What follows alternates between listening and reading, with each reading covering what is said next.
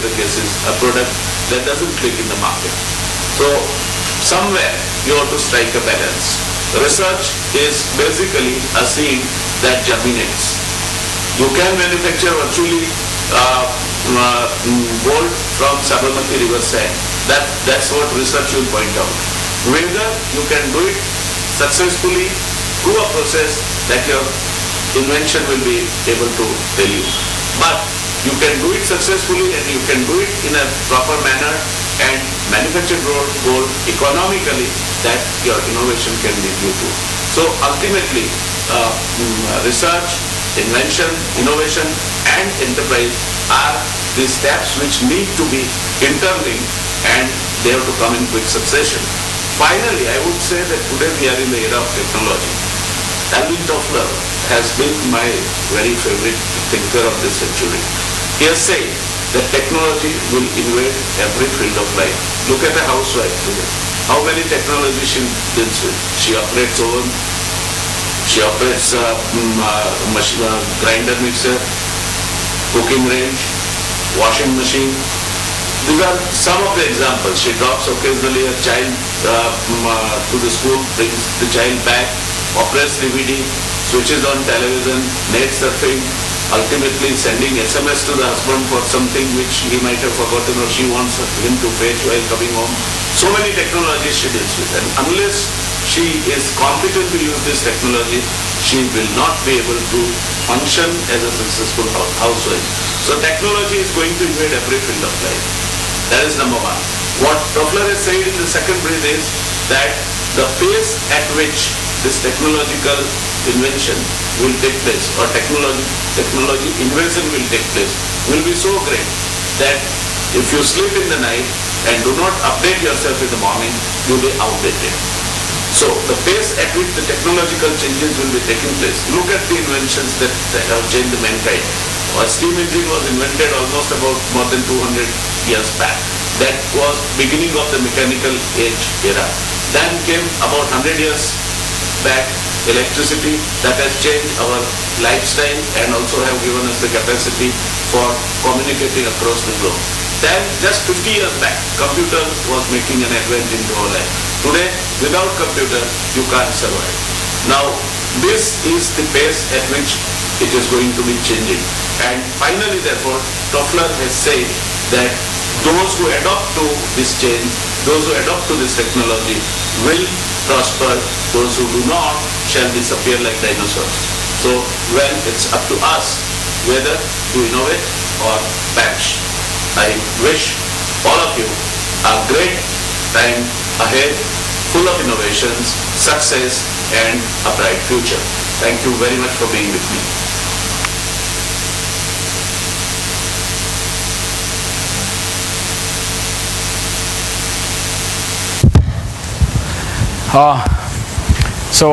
On behalf of all of you, all I can do is thank the minister, wherever he is. I'm sure he's busy, but we should only thank him for his invaluable time that he spent from his busy schedules of these days for those 10 minutes and addressed us. And whatever he could inform on innovation, I thank him for his knowledge and I thank him for his commitment for the same.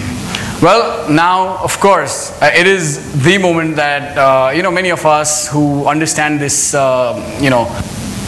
this platform very well have been waiting for, and I'm sure you're really going to enjoy the next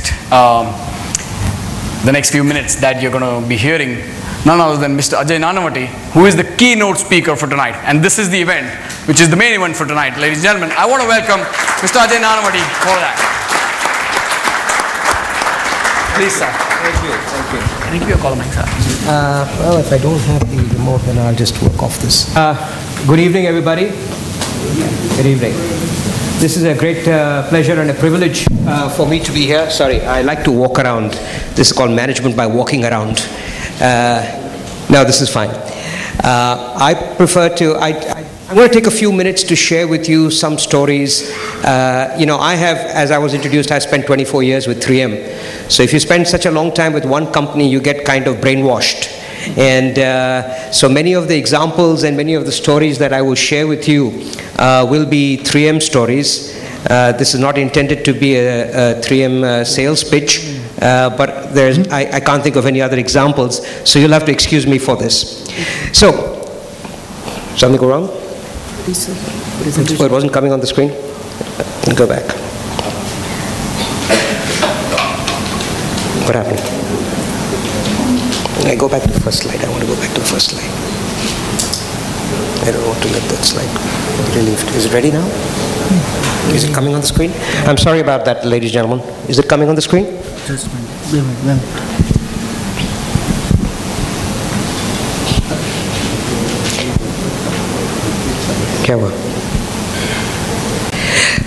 So as I said, when Sunil Bhai invited me to come here and give this talk today, I've always thought of Gujarat as a pretty innovative state. So to some extent, like taking coal to Newcastle.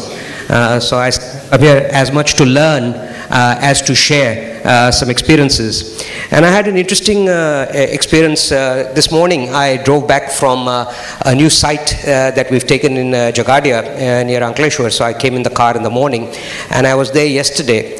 And I got a chance to see what true innovation Gujarat style is. And here's an example of what I saw. Now, where in the world would you see a truck being modified to run on a railway track? I mean, this is fantastic. So this was a great eye-opener for me to come here and see Gujarat innovation at its best.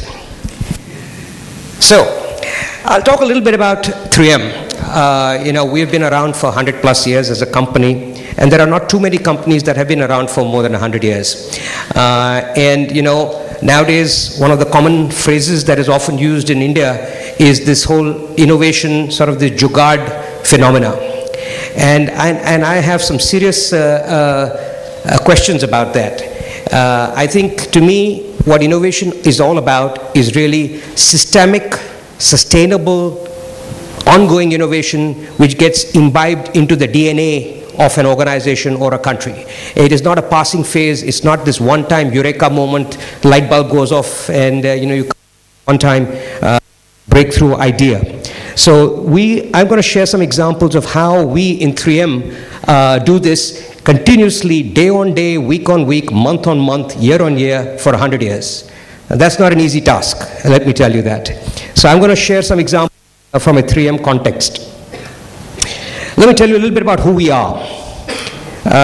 We are roughly a $30 billion company globally, and we are probably one of the most diversified companies in the world. Many people nowadays, they talk about sticking to the core competency and sticking to the knitting, and we are a company who've actually disproved all those phrases. One of the things you'll notice over there, despite the comments that the Honorable Minister made, so I got to be careful what I say, we are one of the largest generators of patents in the world. And we do make some significant investments in research and development.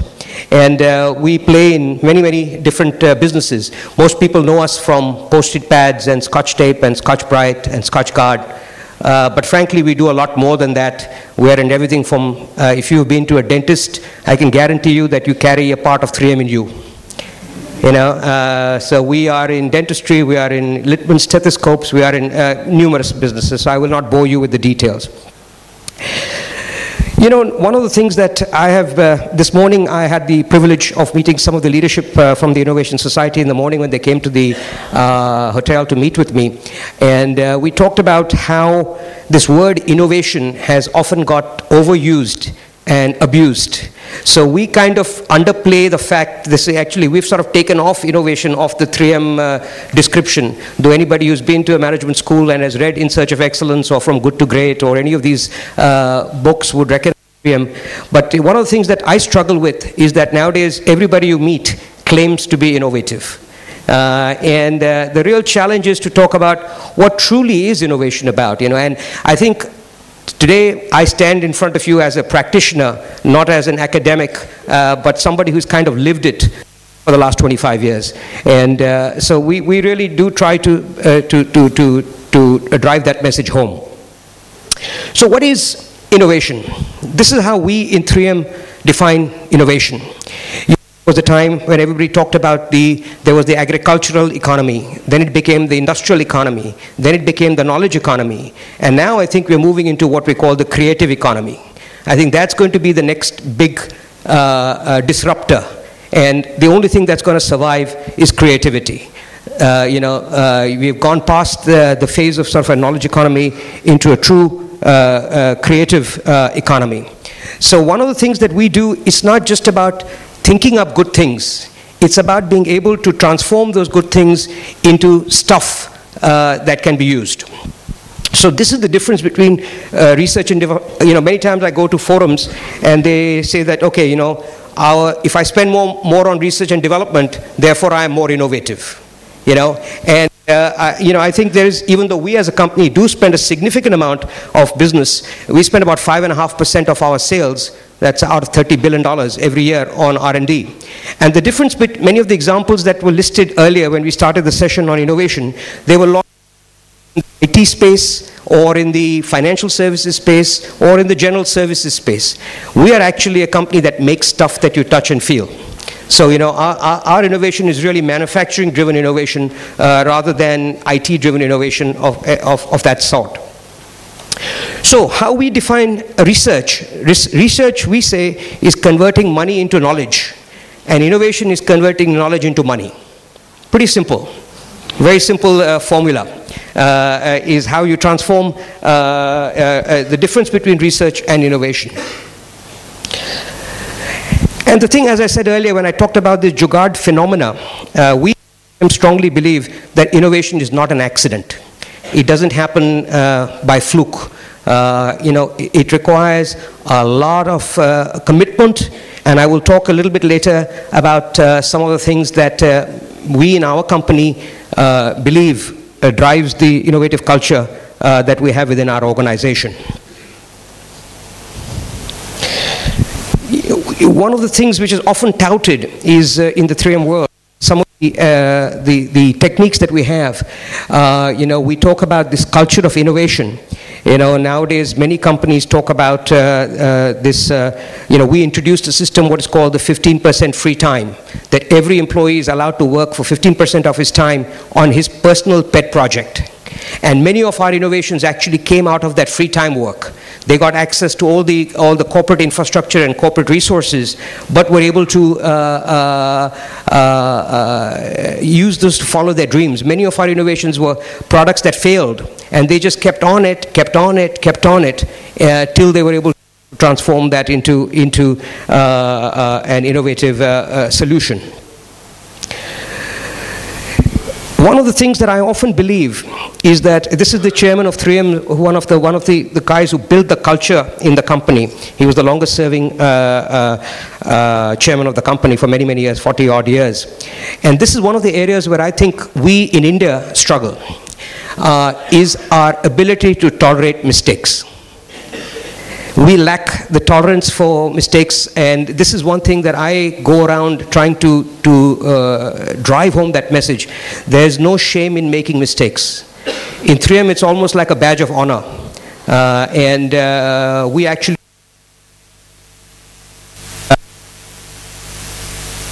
key attributes that we talk about is a growing tolerance, and I think culturally in India we consider it a big loss of face. If right from our college days and school days, it is deeply ingrained into us that failure is not a good thing. So, and I can assure you in my 24 career years with 3M, I have failed lots of times. So it is something that we really need to drive home that message. Okay, so let's talk about the 7 habits at 3M. When I go and talk to many forums, they ask me, what is the secret sauce?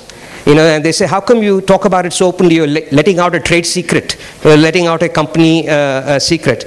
And I said, there is no secret. It's just about action. It's all doing it. So I'll talk about each of these 7 habits that we call 7 habits of innovation at 3M. The number one thing for us is a serious commitment from the leadership. This has to be a top-down driven initiative through good times, through bad times, through thick, through thin. I think the problem is that oftentimes when we run into, this turmoil that we are currently seeing in the world. And there is a tendency to cut back and go into your shell when things get tough. But it really takes lots of guts and lots of courage from the leadership to say, come good or come bad, I'm going to stay the course. I'm not going to back off on my commitment to investing in ideas. So that's the number one attribute that I believe is this sort of serious commitment from leadership. The second one is listening to the customer. You know, now this is a two-edged sword. Because if you look at some of the innovations, like the old saying goes, if Mr. Ford, when he started Ford Motors and he had gone and asked people, what would you like to improve your transportation, they would have said, I would have wanted a faster horse. So the point, you also need to be able to capture the unarticulated need.